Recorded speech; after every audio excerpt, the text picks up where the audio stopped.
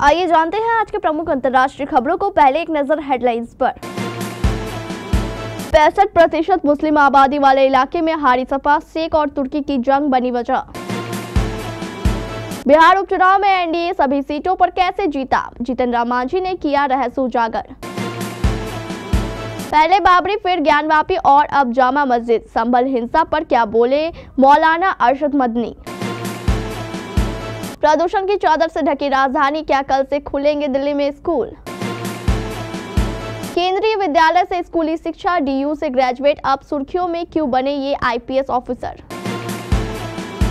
156 घायल, हमलावरों ने महिलाओं और बच्चों को बनाया बंधक। जॉर्डन में इजरायली दूतावास के बाहर हमला, 3 पुलिसकर्मी हुए घायल। सोना खरीदने का है प्लान तो पहले जान लीजिए हफ्ते भर में कितना बदला 10 ग्राम 24 कैरेट गोल्ड का रेट। मैं जो हूं वो नहीं बदल सकता, अभिषेक बच्चन ने ऐश्वर्या राय संग तलाक पर कह दी बड़ी बात। और 20 मिनट 26 गेंद और भारत ने पर्थ में रच दी जीत की कहानी। 65% से अधिक मुस्लिम मतदाताओं वाली कुंदरकी सीट पर भाजपा की जीत ने कई सियासी संदेश और दलों के लिए सीख दिए हैं। जिस सीट पर सबसे ज्यादा मुसलमान हो और अधिक मतदान हुआ हो, उस सीट पर 1.40 से अधिक वोटों से भाजपा की जीत ने राजनीतिक विश्लेषकों के लिए भी पहेली साबित हुआ है। जिस सीट पर 1993 के बाद भाजपा को कभी जीत ना मिली हो, वहां भाजपा की बम्पर जीत पर मंथन स्वाभाविक है। आखिर भाजपा के लिए अचंभा जैसी लगने वाली जीत के पीछे वजह क्या है, इसे समझने के लिए इस सीट पर तुर्क और शेख में बटे मुस्लिम राजनीति को समझना जरूरी है। माना जा रहा है कि एक ही जाति के 2 समुदायों के बीच पुरानी सियासी लड़ाई की वजह से इस बार सपा ने यह सीट गंवाई है। दरअसल कुंदरकी सीट पर सबसे अधिक आबादी मुसलमानों की है। इसमें तुर्क और शेखों की संख्या लगभग बराबर ही है। इसके बावजूद हर चुनाव में सपा की तरफ से तुर्क मुसलमानों पर ही दांव लगाने की परंपरा रही है। इस बार सपा ने इसी समाज के मोहम्मद रिजवान को मैदान में उतारा था। केंद्रीय सूक्ष्म लघु और मध्यम उद्यम मंत्री जीतन राम मांझी ने महाराष्ट्र और बिहार में एनडीए के शानदार प्रदर्शन के लिए पीएम मोदी और सीएम नीतीश कुमार का आभार जताया है। मीडिया से बात करते हुए उन्होंने कहा कि नरेंद्र मोदी के चमत्कारी नेतृत्व में हमने बड़ी जीत दर्ज की है। सीएम नीतीश कुमार के प्रयास और डबल इंजन सरकार के कामों की वजह से हमने बिहार की चारों विधानसभा सीटों पर जीत दर्ज की है। आगामी 2025 बिहार विधानसभा चुनाव में एनडीए एकजुटता के साथ चुनाव लड़ेगी और जीत दर्ज करेगी। उत्तर प्रदेश के संभल में हुई हिंसा के बाद जमीयत उलेमा ए हिंद के अध्यक्ष मौलाना अरशद मदनी ने देश में बढ़ती सांप्रदायिक घटनाओं पर गहरी चिंता जताई है। मदनी ने संभल की घटना को मुसलमानों के खिलाफ साजिश का हिस्सा बताते हुए वक्फ कानून में बदलाव और मुसलमानों के अधिकारों पर हो रहे हमलों की कड़ी निंदा की। संभल में हाल ही में भड़के हिंसा में भारी मात्रा में पथराव हुआ, कई गाड़ियों को आग के हवाले कर दिया गया और इलाके के कई मकानों को भी नुकसान पहुंचा। इस घटना में 3 लोगों की मौत हो गई, जबकि कई पुलिसकर्मी घायल हुए, जिनका इलाज चल रहा है।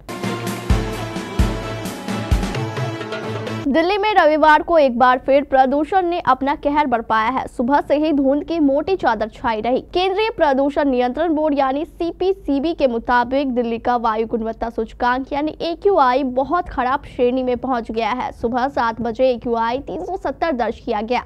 विशेषज्ञों का कहना है कि हवा की रफ्तार कम होने, कोहरे और कम तापमान के कारण प्रदूषण फैल नहीं पा रहा है। इसके साथ ही स्थानीय और आसपास के इलाकों से भी लगातार प्रदूषण फैल रहा है। प्रदूषण से निपटने की योजना ग्रैब के डिवाइस्ड होने के बाद सोमवार को दिल्ली और इससे लगते शहरों में स्कूल खुलने पर संशय बरकरार है। सोमवार को सुप्रीम कोर्ट में सुनवाई पर इस बारे में कोई फैसला नहीं हो सकता है। संघ लोक सेवा आयोग यानी यूपीएससी की सिविल सेवा परीक्षा को पास करने के बाद आईपीएस अधिकारी बनते हैं। इसके बाद कार्य अनुभव और प्रमोशन पाकर किसी जिले का एसपी बन जाते हैं। एसपी बनने के बाद जिले के लॉ एंड ऑर्डर को संभालना चुनौतीपूर्ण होता है। ऐसी ही चुनौतीपूर्ण स्थिति उत्तर प्रदेश के संभल में बनी हुई है। यहाँ रविवार को एक मस्जिद के सर्वेक्षण को लेकर विरोध प्रदर्शन हिंसक हो गया, जिसमें 3 लोगों की जान चली गई। यह सर्वेक्षण अदालत के निर्देश पर शुरू किया गया था, जिसमें दावा किया गया था कि मस्जिद का निर्माण एक पुराने मंदिर को तोड़कर किया गया था। सर्वेक्षण दल के पहुंचने पर सैकड़ों प्रदर्शनकारी शाही जमा मस्जिद के पास इकट्ठा हो गए और इसका कड़ा विरोध किया। स्थिति उस समय तनावपूर्ण हो गई जब भीड़ ने पथराव करना शुरू कर दिया। पुलिस ने हालात को काबू में करने के लिए आंसू गैस के गोले छोड़े और भीड़ को तितर-बितर करने का प्रयास किया। पाकिस्तान में खैबर पख्तूनख्वा प्रांत के कुर्रम जिले में गुरुवार से जारी हिंसा में मरने वालों की संख्या 82 पहुंच गई है, जबकि 156 लोग घायल हैं। मरने वालों में 16 सुन्नी और 66 शिया समुदाय के लोग शामिल हैं। हमलावरों में महिलाओं और बच्चों सहित कई लोगों को बंधक बना रखा है और शव को सौंपने से इनकार कर रहे हैं। खैबर पख्तूनख्वा के मंत्री आफ्ताब आलम ने कहा कि आज हमारी पहली कोशिश दोनों गुटों के बीच युद्ध विराम कराना है। जैसे यह होगा, हम दोनों पक्षों के बीच समझौता कराने की कोशिश करेंगे। पाकिस्तानी मीडिया के मुताबिक अभी भी जिले के कई इलाके में दो गुटों के बीच छिटपुट गोलाबारी जारी है। जॉर्डन में रविवार के तड़के इजरायली दूतावास के पास एक बंदूकधारी ने गोलीबारी की। मीडिया रिपोर्ट्स के मुताबिक गोलीबारी में 3 पुलिसकर्मी घायल हो गए, जबकि बंदूकधारी मौके पर मारा गया।